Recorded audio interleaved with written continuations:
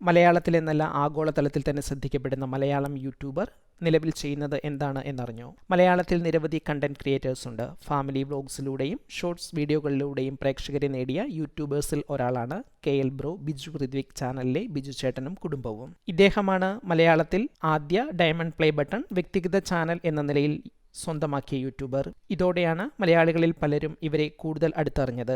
YouTube short വീഡിയോകൾ ആരംഭിച്ചതോടെ short വീഡിയോകളിലൂടെയാണ് ഈ ചാനലിലേക്ക് പ്രേക്ഷകർ എത്തിയത്. ഇതുകൂടാതെ ദിവസവും ഓരോ ഫാമിലി വീഡിയോകളും ഉണ്ടാകും. എന്നാൽ ഷോർട്സ് വീഡിയോകൾക്ക് മില്യൺ കണക്കിന് വ്യൂസും അതിനനുസരിച്ചുള്ള സബ്സ്ക്രൈബേഴ്സിനെയും ലഭിച്ചു.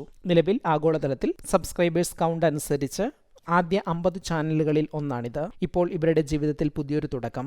യൂട്യൂബ് താരങ്ങൾ പൊതുവെ യൂട്യൂബിന് വെളിയിൽ മറ്റ് പ്രസ്ഥാനങ്ങൾ തുടങ്ങുകയോ ഇൻവെസ്റ്റ് ചെയ്യുകയോ ഒക്കെ ചെയ്യാറുണ്ട്. ഇപ്പോൾ KL ബ്രോയും അത്തരത്തിൽ ഒരു സംരംഭവുമായി എത്തുന്നു. തന്റെ സുഹൃത്തുക്കൾക്കൊപ്പം ചേർന്ന് തന്റെ നാട്ടിൽ പുതിയ ഒരു സംരംഭവുമായി എത്തിയിരിക്കുകയാണ് KL bro. KL bros consulting എന്ന പേരിൽ പുതിയ സ്ഥാപനവുമായി എത്തിയിരിക്കുകയാണ് ഇവർ. ഇവന്റ് മാനേജ്മെന്റ്, നിർമ്മാണ മേഖലയിലെ ബന്ധപ്പെട്ട അറേഞ്ച്മെന്റുകൾ, ട്രാവൽ സംബന്ധമായ സേവനങ്ങൾ, വാഹനങ്ങളുമായി ബന്ധപ്പെട്ട കാര്യങ്ങൾ തുടങ്ങിയ സേവനങ്ങൾ ഈ സംരംഭത്തിലൂടെ ലഭിക്കും. സോഷ്യൽ മീഡിയയിൽ നിലനിൽക്കുന്നതിനൊപ്പം മറ്റൊരു സംരംഭത്തിലേക്ക് കൂടി KL ബ്രോ ഫാമിലി ഇതോടെ കടന്നിരിക്കുന്നു.